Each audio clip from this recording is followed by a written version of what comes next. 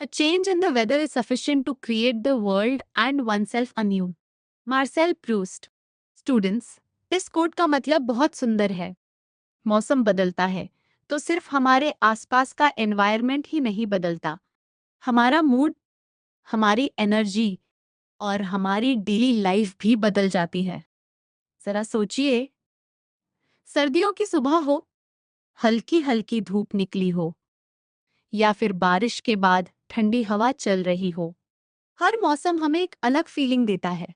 इसीलिए आज हम शुरू कर रहे हैं एक बहुत interesting chapter, understanding the weather. सबसे पहले देखते हैं इस चैप्टर के big questions. How can we measure and monitor the weather around us? और how do weather predictions help us prepare for events like heavy rain, storms, drought and heat waves?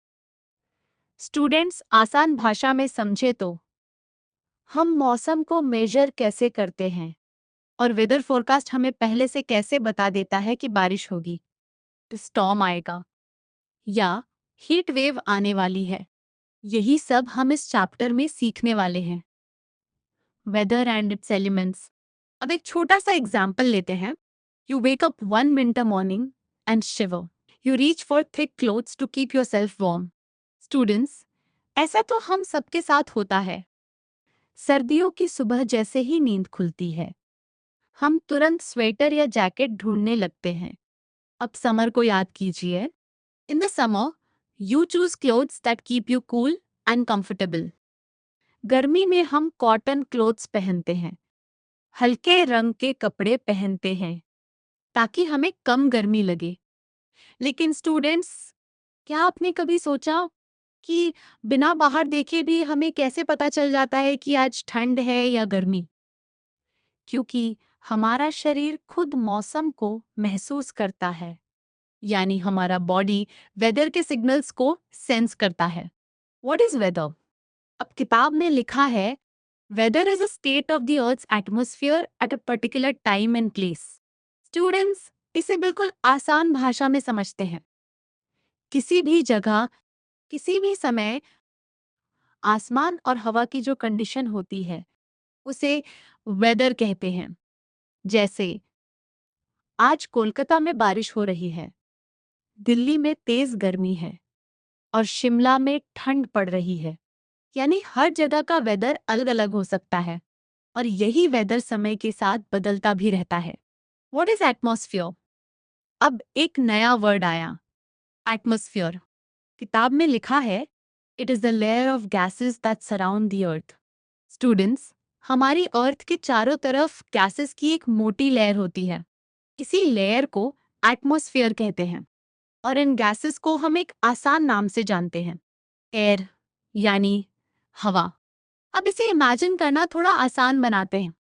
किताब में atmosphere की तुलना एक cake से की गई है। जैसे केक में कई लेयर्स होती हैं, वैसे ही अर्थ के एटमॉस्फेयर की भी कई लेयर्स होती हैं। ट्रोपोस्फियर। अब सुनिए, the layer closest to the surface of the earth is called the troposphere. Students, earth के सबसे पास वाली लेयर का नाम है ट्रोपोस्फियर।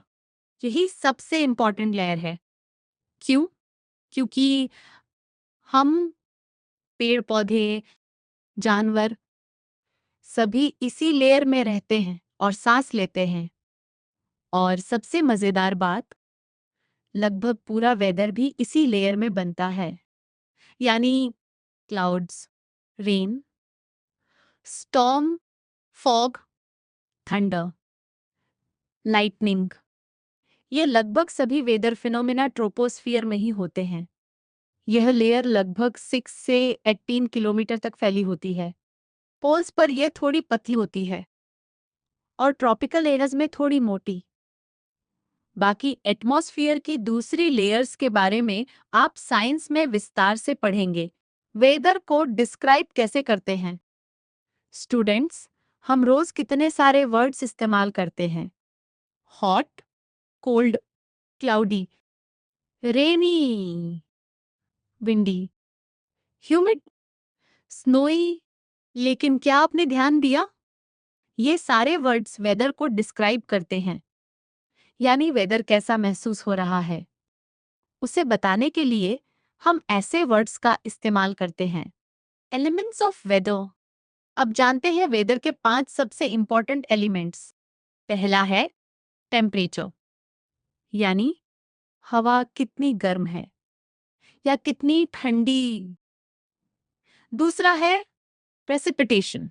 स्टूडेंट्स, प्रेसिपिटेशन का मतलब सिर्फ रेन नहीं होता। स्काई से गिरने वाला कोई भी वाटर फॉर्म, जैसे रेन, स्नो, स्लीट या हैल, सब प्रेसिपिटेशन कहलाते हैं। तीसरा है एटमॉस्फेरिक प्रेशर, यानी हमारे ऊपर मौजूद हवा का दबाव। चौथा विंड, यानी हवा किस डायरेक्शन में चल रही है और कितनी स्पीड से चल रही है। और पांचवा ह्यूमिडिटी, यानी हवा में कितना वाटर वेपर मौजूद है। याद रखिए, वाटर वेपर मतलब पानी का गैसियस फॉर्म, जिसे हम देख नहीं सकते लेकिन वह हवा में मौजूद रहता है। Think about it. अब किताब एक बहुत इंटरेस्टिंग सिचुएशन देती है। मान लीजिए कृष्णन चेन्नई में रहता है और अमीर कश्मीर में। बारिश के बाद चेन्नई में कृष्णन को ठंड महसूस हो रही है। वह अमीर से कहता है, आज तो बहुत चिली वेदर है। अब अमीर पूछता है, कितना ठंडा है? स्टूडेंट्स, अब कृष्णन क्या जवाब देगा? जो टेम्परेचर चेन्नई में ठंडा लगता है, हो सकता है वही कश्मीर के लोगों को बिल्कुल नॉर्मल लगे।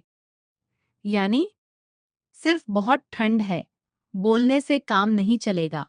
इसलिए हमें एक कॉमन मेजरमेंट चाहिए, जैसे 25 डिग्री, 15 डिग्री या 5 डिग्री सेल्सियस। तभी हर इंसान सही तरीके से समझ पाएगा कि असली टेम्परेचर कितना है। इसी वजह से वेदर को मेजर करने के लिए कॉमन स्टैंडर्ड्स बनाए गए हैं। वेदर को मेजर करना क्यों जरूरी है? स्टूडेंट्स, जरा सोचिए, अगर आपको सुबह ही पता चल जाए कि दोपहर में हेवी रेन होने वाली है, तो क्या करेंगे? आप अम्ब्रेला लेकर निकलेंगे। अगर पता चल जाए कि हीट वेव आने वाली है, तो आप दोपहर में बाहर जाने से बचेंगे। अगर स्टॉर्म आने वाला हो, तो फिशरमैन समुद्र में नहीं जाएंगे। यानी वेदर फोरकास्टिंग हमारी डेली लाइफ को सेफ और इजी बनाती है। Traditional weather prediction.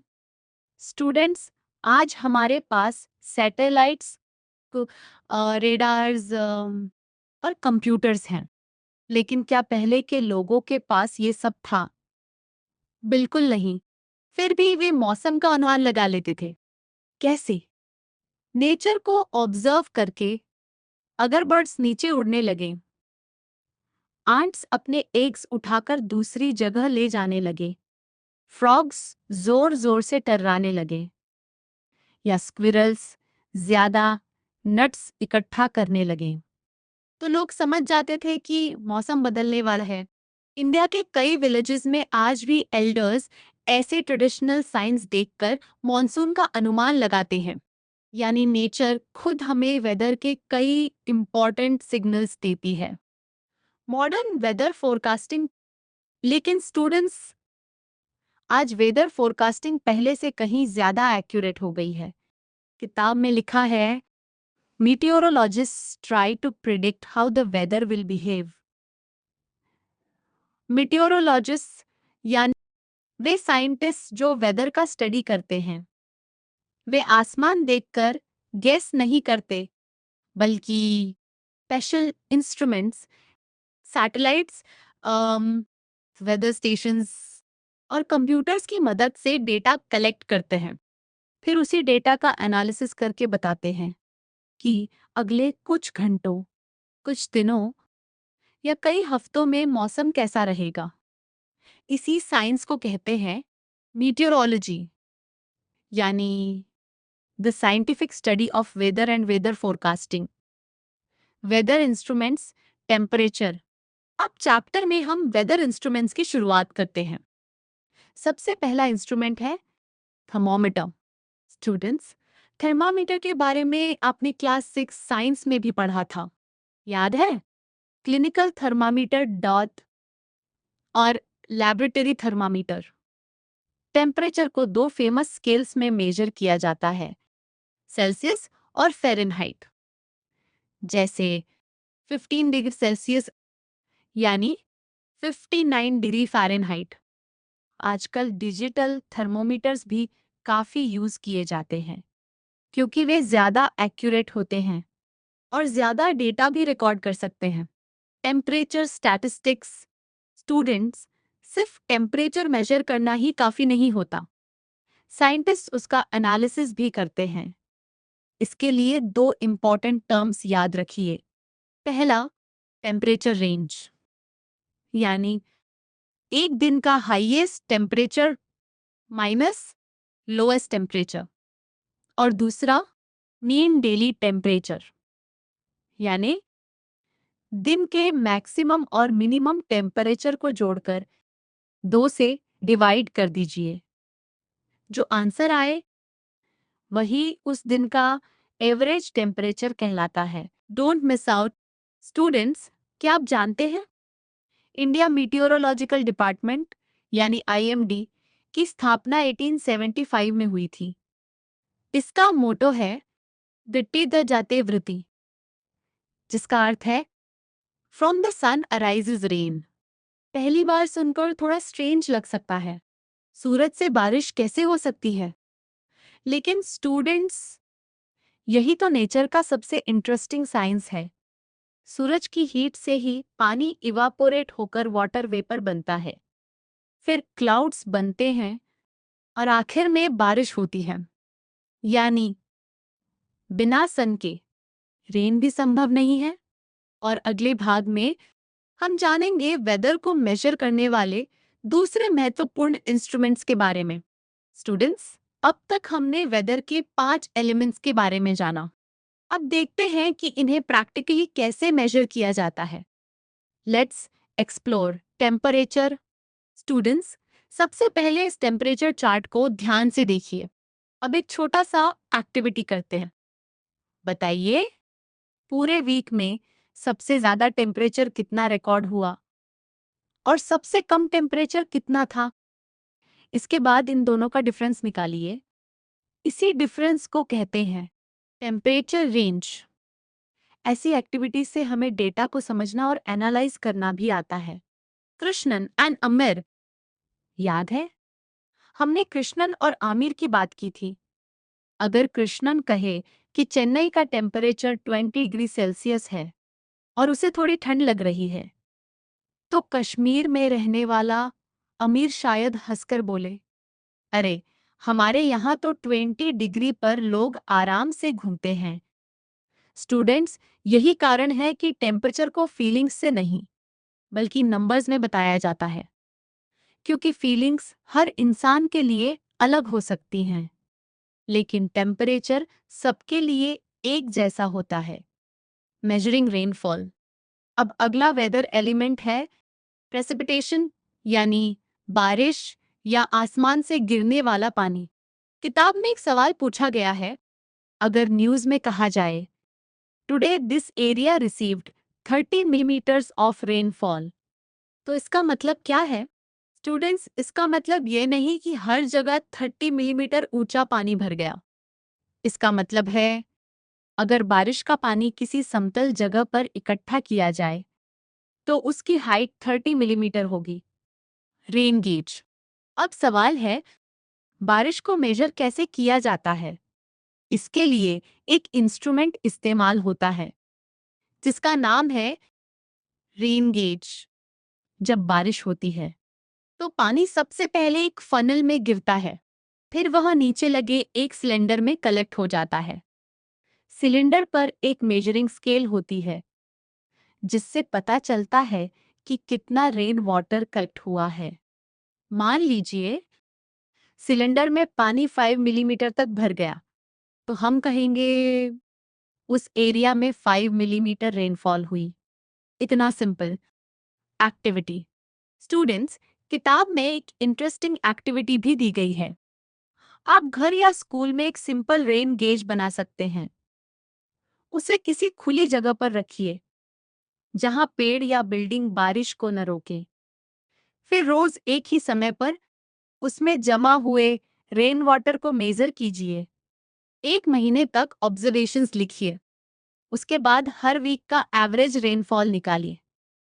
ऐसी एक्टिविटीज से साइंस और जियोग्राफी दोनों प्रैक्टिकल बन जाते हैं। Atmospheric pressure. अब आते हैं एक ऐसे वेदर एलिमेंट पर जिसे हम देख तो नहीं सकते, लेकिन महसूस जरूर कर सकते हैं। इसका नाम है एटमॉस्फेरिक प्रेशर। स्टूडेंट्स, कभी कभी आपने महसूस किया होगा कि थंडरस्टॉर्म आने से पहले मौसम थोड़ा भारी भारी सा लगता है। यही एटमॉस्फेरिक प्रेशर का असर होता है। एटमॉस्फेरिक प्रेशर का मतलब है हमारे ऊपर मौजूद हवा का दबाव।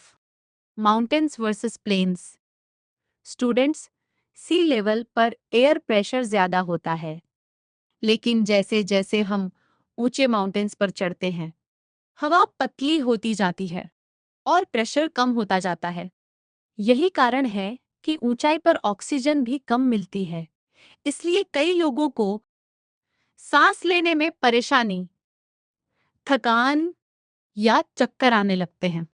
यानी ऊंचाई बढ़ेगी तो एयर प्रेशर घटेगा। लेकिन स्टूडेंट्स, इसका मतलब ये नहीं कि प्लेन्स में प्रेशर हमेशा ज्यादा ही रहेगा। कभी कभी प्रेशर अचानक बहुत कम हो जाता है। इसे मीटियोरोलॉजिस्ट कहते हैं लो प्रेशर सिस्टम या डिप्रेशन। और यही लो प्रेशर आगे चलकर स्टॉर्म या साइक्लोन का कारण बन सकता है। बैरोमीटर। अब सवाल है, एटमॉस्फेरिक प्रेशर को मेजर कैसे किया जाता है? इसके लिए इस्तेमाल होता है बैरोमीटर। इसकी रीडिंग आमतौर पर मिलीबार यानी एमबी में होती है। सी लेवल पर सामान्य प्रेशर लगभग 1013 मिलीबार होता है।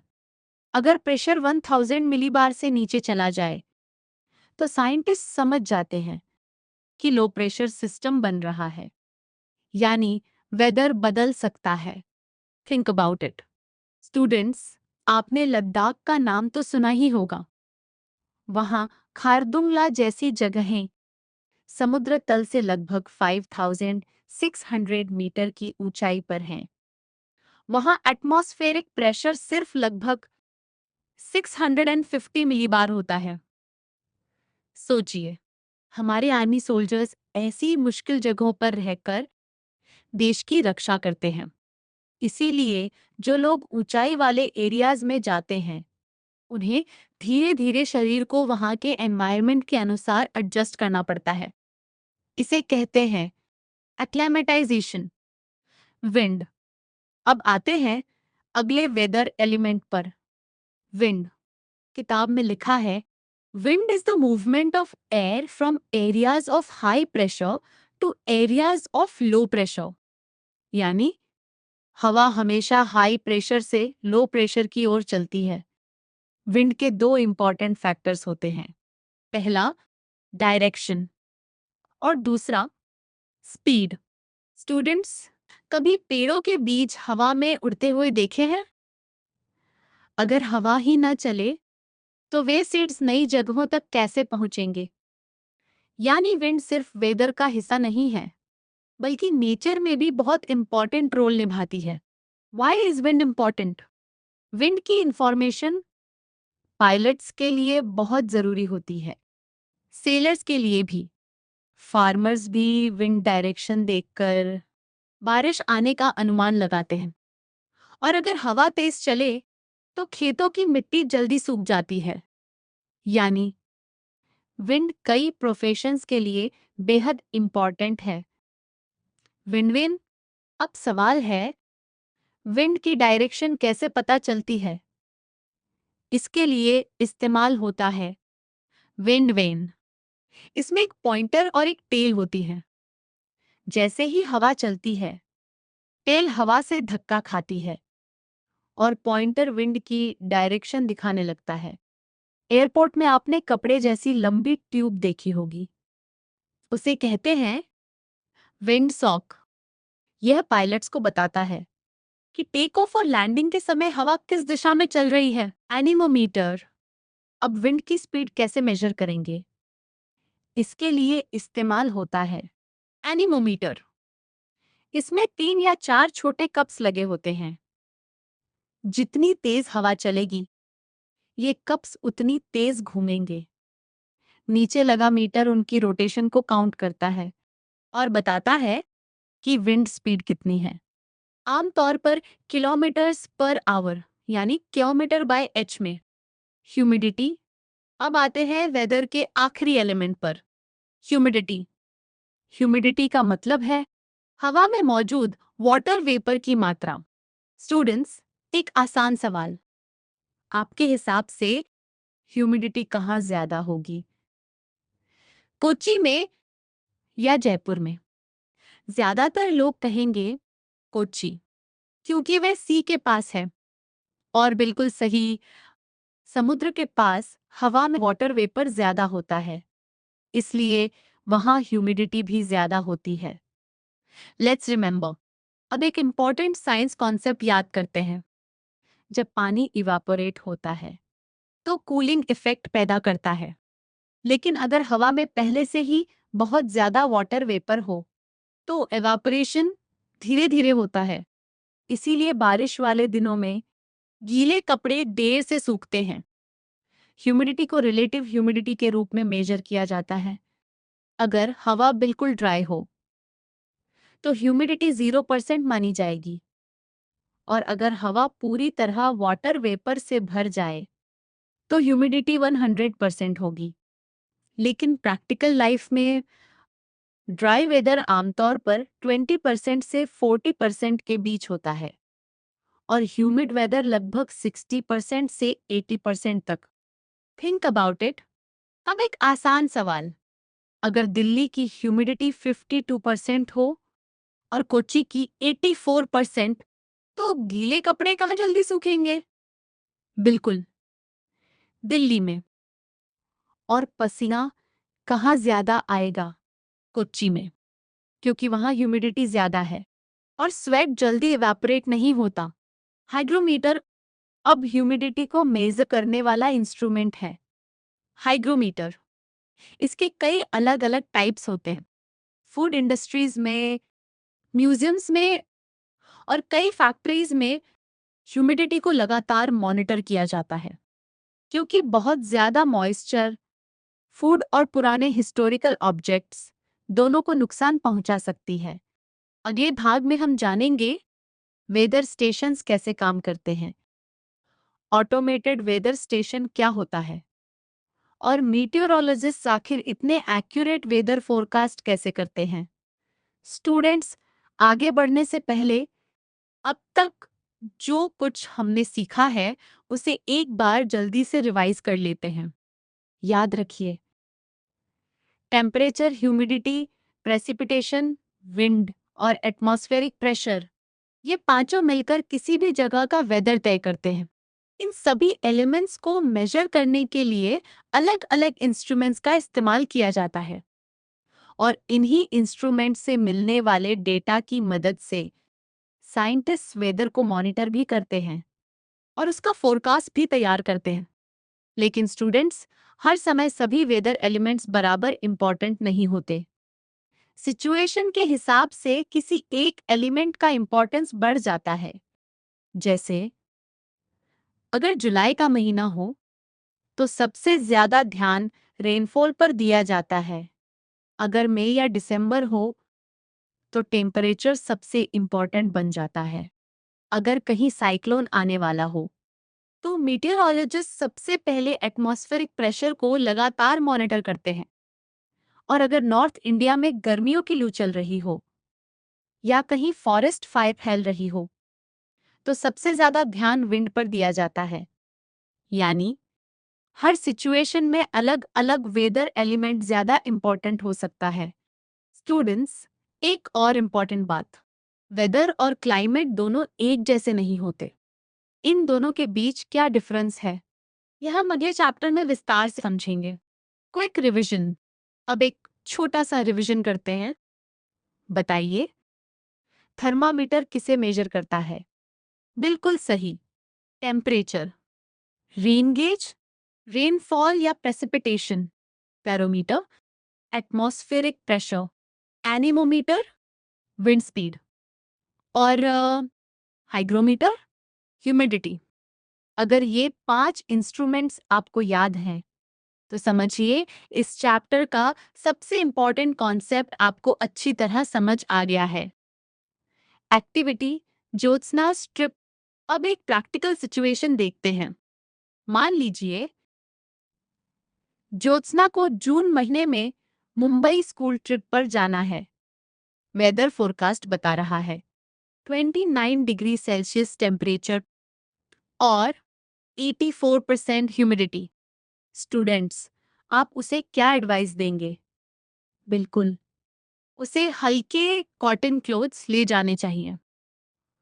वाटर बॉटल साथ रखनी चाहिए और क्योंकि ह्यूमिडिटी बहुत ज्यादा है, उसे ऐसे कपड़े पहनने चाहिए जो जल्दी पसीना अब्जॉर्ब कर सकें। यानी वेदर फोरकास्ट देखकर हम पहले से सही प्लानिंग कर सकते हैं। Activity, where should we keep a rain gauge? अब एक और एक्टिविटी। अगर आपको स्कूल में रेन गेज लगाना हो तो कहाँ लगाएंगे? Vegetable garden, terrace, compound wall, veranda या फिर ओपन ग्राउंड? स्टूडेंट्स, सबसे सही आंसर है ओपन ग्राउंड, लेकिन एक छोटी सी कंडीशन के साथ। रेन गेज को एक समतल और थोड़ी ऊंची जगह पर रखना चाहिए जहां आसपास कोई पेड़, बिल्डिंग या दीवार बारिश को न रोक रही हो। अगर रेन गेज किसी ऑब्स्टेकल के पास होगा तो सही मेजरमेंट नहीं मिलेगा। यानी एक्यूरेट डेटा के लिए सही लोकेशन चुनना भी उतना ही जरूरी है जितना सही instrument. Understanding IMD weather data. अब स्टूडेंट्स, किताब में इंडिया मीटेरोलॉजिकल डिपार्टमेंट यानी आईएमडी का एक वेदर डेटा चार्ट दिया गया है। इसमें जम्मू एंड कश्मीर के अलग अलग स्टेशंस का डेटा दिया गया है, जैसे maximum temperature, minimum temperature, rainfall, snowfall और रिलेटिव ह्यूमिडिटी। अब इस डेटा को देखकर हम एक सिंपल वेदर रिपोर्ट तैयार कर सकते हैं। उदाहरण के लिए, अगर हम रिपोर्ट पढ़ें तो कुछ इस तरह होगी। गुड इवनिंग, आज जम्मू एंड कश्मीर के अधिकांश हिस्सों में ठंड का मौसम बना रहा। श्रीनगर का मैक्सिमम टेम्परेचर लगभग 6.5 डिग्री सेल्सियस और मिनिमम 0.2 डिग्री सेल्सियस रिकॉर्ड किया गया। गुलमर्ग सबसे ठंडी जगह रही, जहां मैक्सिमम टेम्परेचर भी 0 डिग्री सेल्सियस से नीचे रहा और मिनिमम लगभग 7.6 डिग्री सेल्सियस तक पहुंच गया। कई जगहों पर स्नोफॉल भी रिकॉर्ड की गई, विशेष रूप से काजीगुंड, पहलगाम, कुकरनाग और गुलमर्ग में अच्छी स्नोफॉल देखने को मिली। लगभग सभी स्टेशंस पर ह्यूमिडिटी भी काफी ज्यादा रही, जिससे मौसम ठंडा और नम बना रहा। स्टूडेंट्स, यही काम मीटेरोलॉजिस्ट हर दिन करते हैं। वे नंबर्स को देखकर पूरे रीजन की वेदर रिपोर्ट तैयार करते हैं। कंक्लूजन। तो स्टूडेंट्स, इस चैप्टर में हमने सीखा कि वेदर को सिर्फ महसूस नहीं किया जाता, बल्कि उसे साइंटिफिक तरीके से मेजर भी किया जाता है। हमने जाना thermometer, rain gauge, barometer, wind vane, anemometer और हाइग्रोमीटर जैसे इंस्ट्रूमेंट्स कैसे काम करते हैं। हमने weather stations, automated weather stations तमसी और वेदर फोरकास्टिंग की इम्पोर्टेंस भी समझी। और सबसे जरूरी बात, आज के समय में एक्यूरेट वेदर प्रेडिक्शन सिर्फ हमारी डेली प्लानिंग के लिए ही नहीं, बल्कि फ्लड, साइक्लोन, हीट वेव और दूसरे नेचुरल डिजास्टर से लोगों की जान बचाने के लिए भी बेहद जरूरी है। अगले चैप्टर में हम वेदर और क्लाइमेट के बीच का महत्वपूर्ण अंतर समझेंगे और जानेंगे कि क्लाइमेट हमारे जीवन और एनवायरनमेंट को कैसे प्रभावित करता है। Thank you students.